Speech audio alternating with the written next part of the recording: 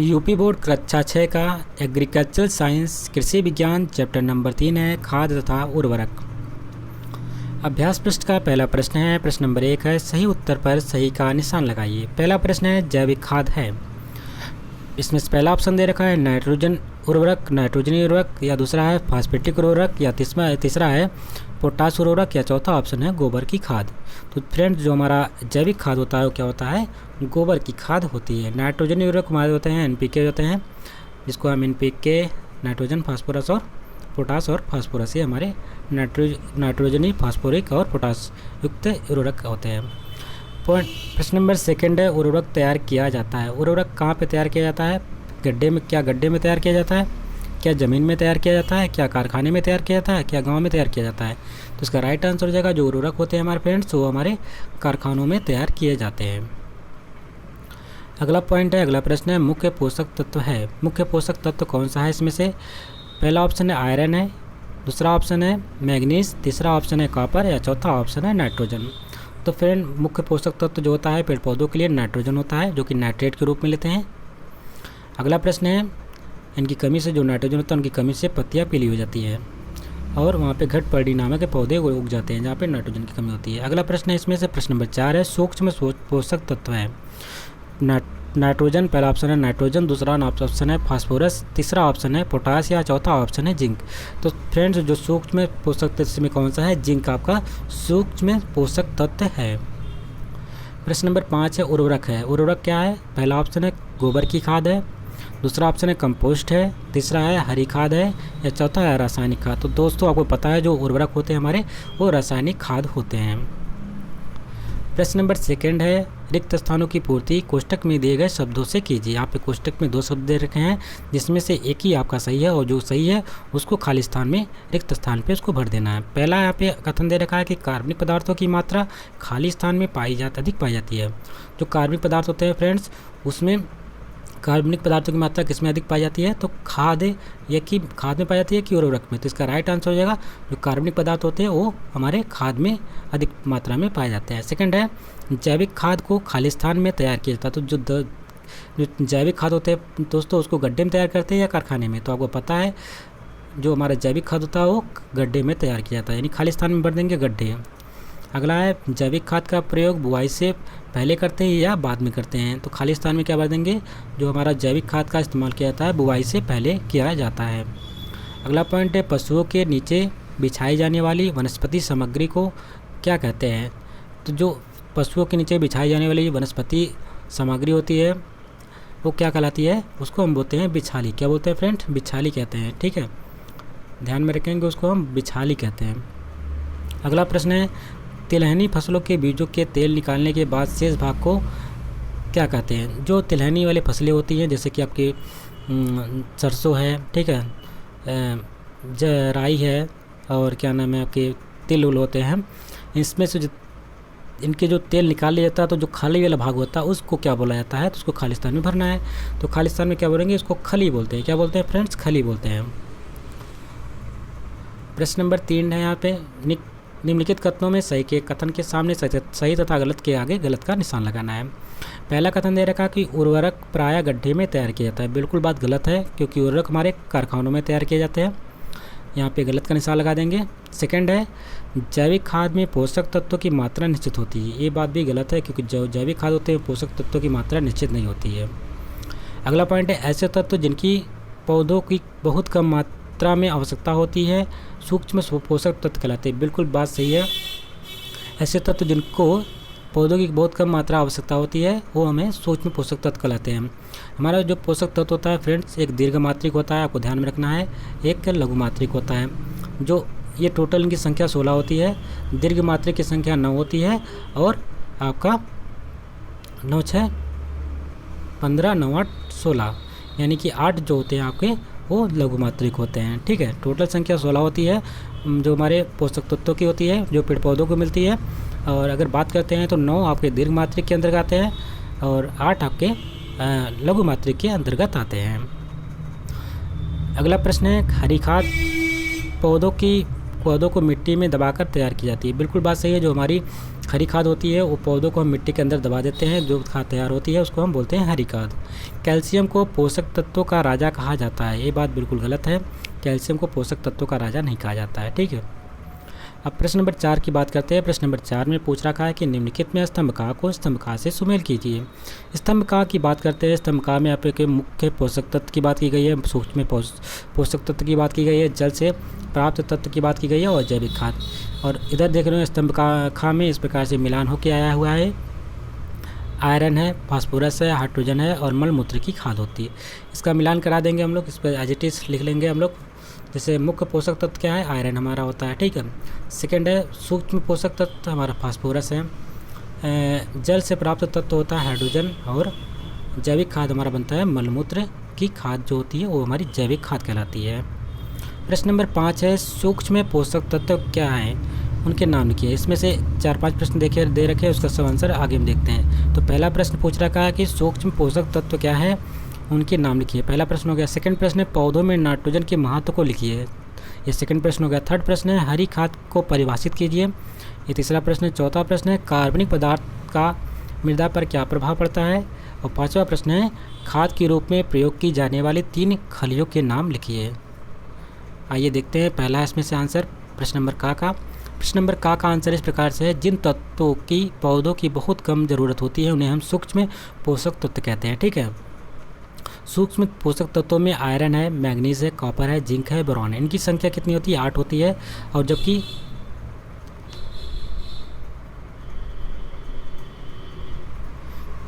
आपके जो दीर्घ मात्रिक होते हैं वो आपके उनकी संख्या होती है 9 और टोटल उनकी संख्या होती है 16, ठीक है। ये आप ध्यान रखेंगे। जो सूक्ष्म पोषक तत्व होते हैं हमारे आयरन है, मैग्नीज है, कॉपर है, जिंक है, बोरॉन है, ये सब हमारे सूक्ष्म पोषक तत्व कहलाते हैं। प्रश्न नंबर का है नाइट्रोजन को पोषक तत्वों का राजा कहते हैं या एक संचारात्मक तत्व है।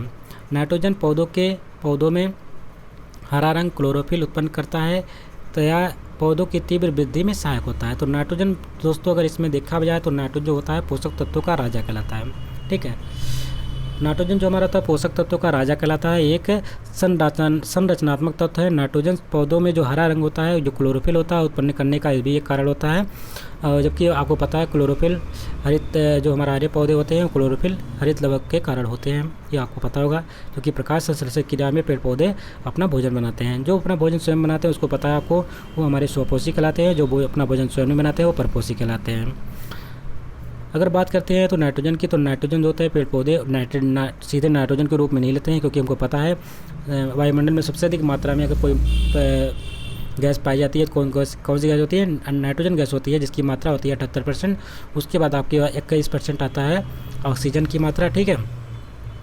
और सबसे ज़्यादा पूछे हुए जाने वाला प्रश्न होता है कार्बन डाइऑक्साइड की मात्रा। तो कार्बन डाइऑक्साइड की मात्रा होता है 0.03% आपकी कार्बन डाइऑक्साइड की मात्रा वायुमंडल में पाई जाती है। तो नाइट्रोजन तो ऐसे भी आपको दिख रहा होगा कि वायुमंडल में कभी काफ़ी अधिक मात्रा में पाई जा रही है, लेकिन काफ़ी अधिक मात्रा में हम पेड़ पौधे इसको डायरेक्ट नहीं ले सकते हैं, इसको नाइट्रेट के रूप में लेते हैं। तो इसका नाइट्रिफिकेशन करने के लिए कुछ जीवाणु होते हैं, ठीक है। नाइट्रेट के रूप में लेते हैं, नाइट्रेट के रूप में इसको लेते हैं। और नाइट्रेट के रूप में लेने के लिए क्या करते हैं, अब नाइट्रोजन को तोड़ने के लिए नाइट्रेट में कौन परिवर्तित करता है, तो कुछ ऐसे जीवाणु होते हैं जो उनको नाइट्रेट के रूप में परिवर्तित करते हैं, जिसको हम राइजोबियम नाम का जीवाणु करते हैं। कौन सा कहते हैं, राइजोबियम, ठीक है। राइजोबियम नाम का जीवाणु होता है, ये नाइट्रोजन को नाइट्रेट के रूप में परिवर्तित करता है। अगर हम बात करते हैं नाइट्रोजन की राइजोबियम की, तो राइजोबियम पाए कहा जाते हैं।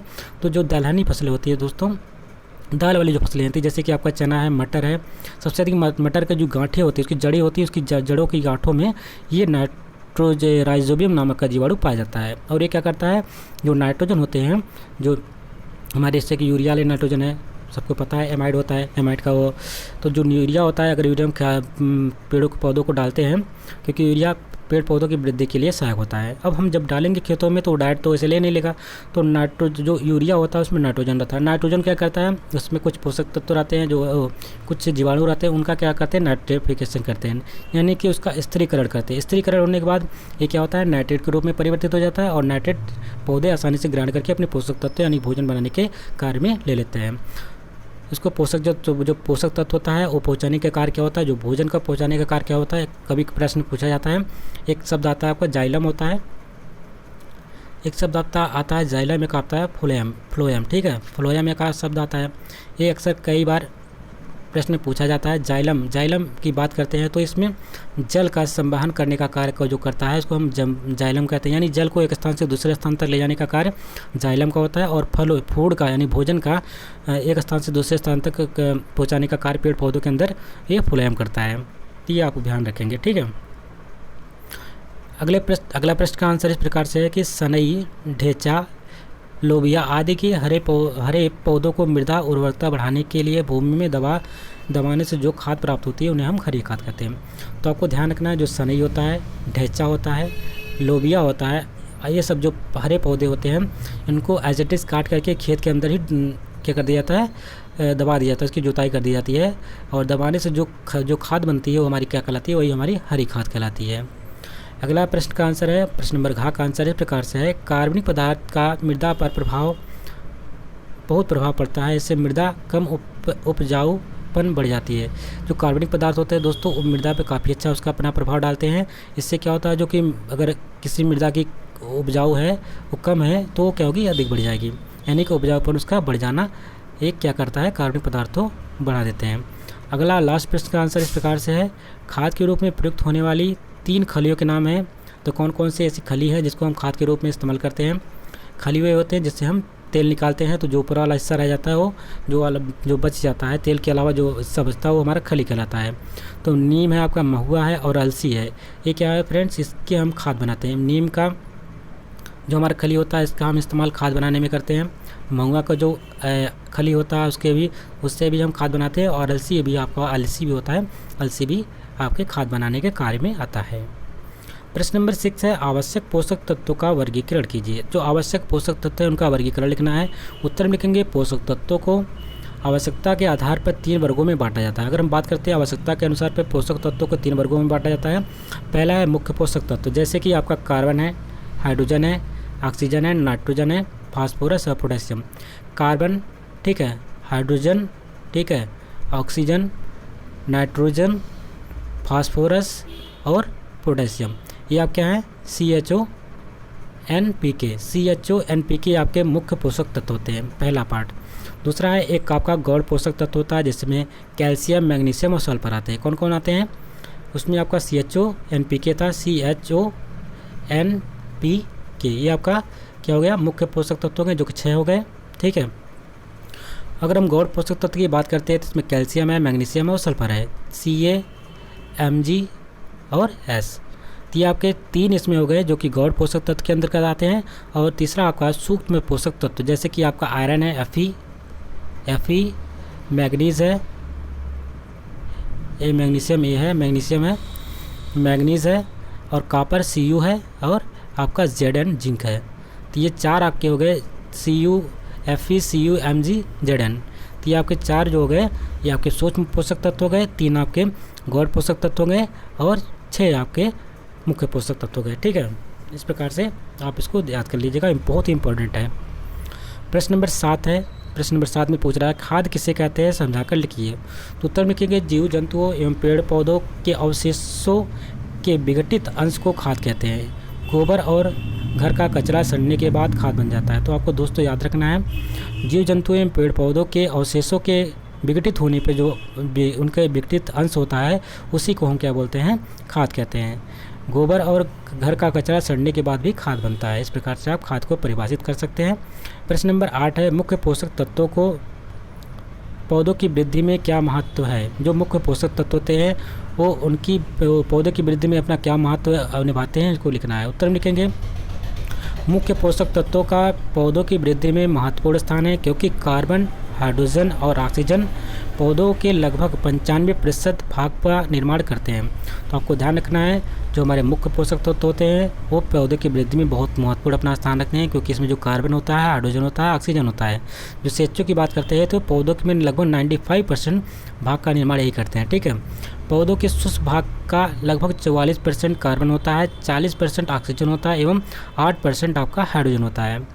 प्रकाश संश्लेषण क्रिया द्वारा कार्बन डाइऑक्साइड व जल के संयोग से पौधों में शर्करा और स्टार्च का निर्माण होता है। हरे पौधों में यही जीवन का आधार है। अगर हम बात करते हैं जो प्रकाश संश्लेषण की क्रिया में, तो आपको पता है प्रकाश संश्लेषण की क्रिया में कार्बन डाइऑक्साइड को ग्रहण करते हैं पेड़ पौधे अपने श्वसन के रूप में, और एक कार्बन डाइऑक्साइड जो होता है ऑक्सीजन जल के साथ क्रिया करके और प्रकाश संश्लेषण यानी कि HNO जो प्रकाश के फोटॉन होते हैं उसके उपस्थिति में क्रिया करके ये बनाते हैं, आपका भोजन बनाते हैं जो स्टार्च के रूप में या शर्करा के रूप में इसका निर्माण होता है। और साथ ही साथ ये ऑक्सीजन गैस भी रिलीज करते हैं जो कि मनुष्य के लिए प्राणवायु गैस होती है, ये आपको पता है।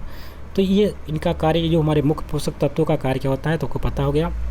जो CHO यानी CHO का मतलब क्या हो गया, CHO आपका है यानी कि कार्बन, ऑक्सीजन और हाइड्रोजन, इनका जो ये बहुत ही महत्वपूर्ण स्थान रखते हैं पेड़ पौधों की वृद्धि में। 95% इनका ही भाग होता है, ठीक है। अगर शुष्क पौधों की बात करते हैं, शुष्क पौधे के भाग की बात करते हैं तो उसमें 44% आपका कार्बन होता है, 40% आपका ऑक्सीजन होता है, 8% हाइड्रोजन होता है। और प्रकाश संश्लेषण क्रिया में ये जल से संयोग करके पेड़ पौधे अपना शर्करा बनाते हैं और स्टार्च के रूप में ये अपने भोजन का निर्माण करते हैं जो कि काफ़ी दिनों तक इकट्ठा भी रहता है। यही जो है पेड़ पौधे के जीवन का आधार होता है। प्रश्न नंबर 9 है, इसमें पूछ रहा है कि खाद को वर्गीकृत करते हुए हरी खाद बनाने की विधि का वर्णन कीजिए। उत्तर में कहेंगे खाद के प्रकार। अगर हम बात करते हैं खाद की, तो खाद मुख्यतः 2 प्रकार के होता है। पहला है आपका जैविक खाद, दूसरा होता है उर्वरक या रासायनिक खाद। जैविक खाद की बात करते हैं तो इसमें आपका आता है गोबर की खाद होती है, कंपोस्ट खाद है, हरी खाद है, खली की खाद है और मलमूत्र की खाद है।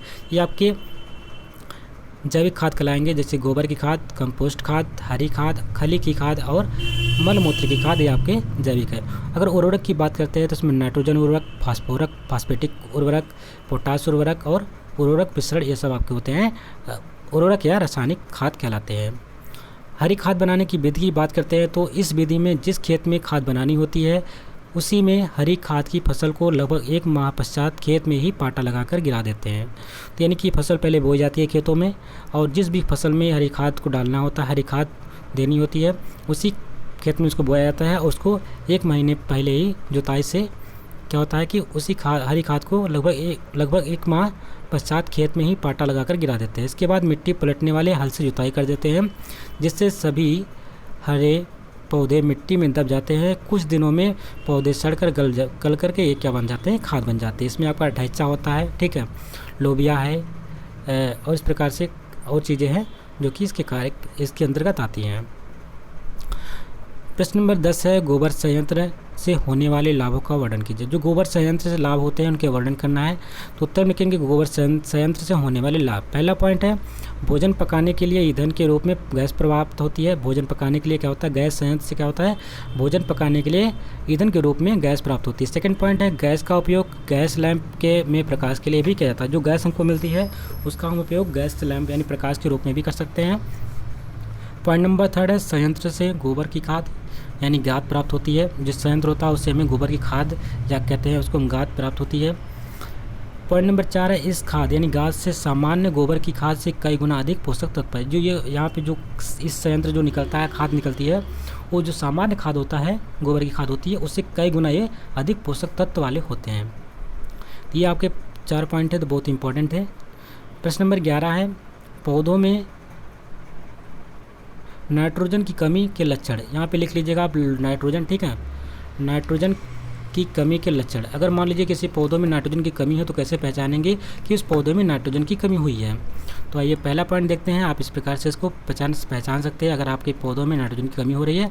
पहला पॉइंट है, पौधों में नाइट्रोजन की कमी के लक्षण निम्नलिखित हैं। पॉइंट नंबर 1 है, पहला लक्षण है कि सर्वप्रथम पुरानी पत्तियों पर प्रकट होते हैं। सबसे पहले ये जो लक्षण होते हैं कहाँ पे एक प्रकट होते हैं, जो पुरानी पत्तियाँ, पेड़ पौधों की जो पुरानी पत्तियाँ होती हैं उन पे प्रकट होते हैं। सेकंड पॉइंट है, पूरी पत्ती नसों सहित पीली पड़ जाती है। जो पत्ती होती है नसों सहित क्या होती है, पूरी पीली पड़ जाती है। ये नाइट्रोजन की कमी का एक आपका इंडिकेशन होता है। थर्ड पॉइंट है, पत्ती पर सभी रंग के धब्बे नहीं पड़ते। अगर बात करते हैं तो सभी जो पत्ती पर जो सभी रंग के धब्बे नहीं पड़ते हैं और पॉइंट नंबर 4 है पत्तियाँ भंगुर हो जाती हैं, मुड़ने पर चटक कर टूट जाती हैं। जो पत्तियाँ होती है वो भंगुर हो जाती हैं, यानी कि जैसे भुरभुरी हो जाती हैं, अगर उसको हम थोड़ा सा दबाएंगे तो क्या होंगी, वो चटक से टूट जाएंगी। और लास्ट पॉइंट है पौधा बौना रह जाता है, यानी पौधे की वृद्धि नहीं होती, पौधा छोटा ही रह जाता है। ये होते हैं नाइट्रोजन कमी के लक्षण। अगर आपके पेड़ पौधों में नाइट्रोजन की कमी होती है, ये सब चीज़ें आपको देखने को मिलेगी। इस प्रकार से आप नाइट्रोजन के उर्वरक का इस्तेमाल करके उससे कमी को दूर कर सकते हैं। प्रश्न नंबर 12 की बात करते हैं तो प्रश्न नंबर 12 में निम्नलिखित में संकेतों के अनुसार शब्द पूरा करें। पहला पॉइंट है ऊपर से नीचे और बाएं से दाएं। अगर ऊपर से नीचे की बात करते हैं तो इसमें है उर्वरक बनाने वाले स्थान का नाम क्या होता है, दूसरा है जल से प्राप्त होने वाला तत्व कौन सा है, मल मूत्र की खाद क्या कहलाती है, रासायनिक खाद क्या कहलाती है। बाएं से दाएं में पहला पॉइंट है पोषक तत्वों का राजा कौन है, दूसरा गौड़ पोषक तत्व कौन से हैं, पशुओं के नीचे बिछाई जाने वाली वनस्पति क्या कहलाती है। तो इसमें उस सबका उत्तर यहाँ पे देखा। पहला उत्तर है कारखाना कहलाता है दोस्तों, दूसरा है हाइड्रोजन होता है, तीसरा होता है बिस्टाचूर्ण, चौथा है फर्टिलाइजर और पांचवा है नाइट्रोजन, छठा है सल्फर और सातवां आपका बिछाली कहलाता है। ठीक है, यानी कि उर्वरक बनाने वाले स्थान को कारखाना कहेंगे। जल से प्राप्त होने वाले तत्व हमारे हाइड्रोजन होते हैं। पॉइंट नंबर 3 था मलमूत्र की खाद जो होती है उसको हम बोलते हैं बिस्टाचूर्ण, और चौथा रासायनिक खाद जो होती है वो हमारी क्या कहलाती है, फर्टिलाइजर कहलाती है। जो हमारा पोषक तत्वों का राजा होता है नाइट्रोजन होता है। और अगर बात करते हैं गौड़ पोषक तत्व हमारा कौन सा है, तो सल्फर हमारा गौड़ पोषक तत्व है। और जो कि पशुओं के नीचे बिछाई जाने वाली वनस्पति होती है उसको हम बोलते हैं बिछाली। ठीक है, इस प्रकार से आपका ये चैप्टर कंप्लीट होता है। आशा करते हैं आपको वीडियो पसंद आई होगी। यदि वीडियो अच्छी लगी है तो उसको लाइक करिएगा, शेयर करिएगा, चैनल पर नए हैं तो चैनल को सब्सक्राइब कर लीजिएगा और साथ ही साथ बेल आइकन को भी प्रेस कर दीजिएगा, क्योंकि जब भी हम कोई वीडियो अपलोड करेंगे तो उसका नोटिफिकेशन आप तक पहुंच सकेगा। मिलते हैं एक नए वीडियो में, तब तक के लिए नमस्कार, जय हिंद।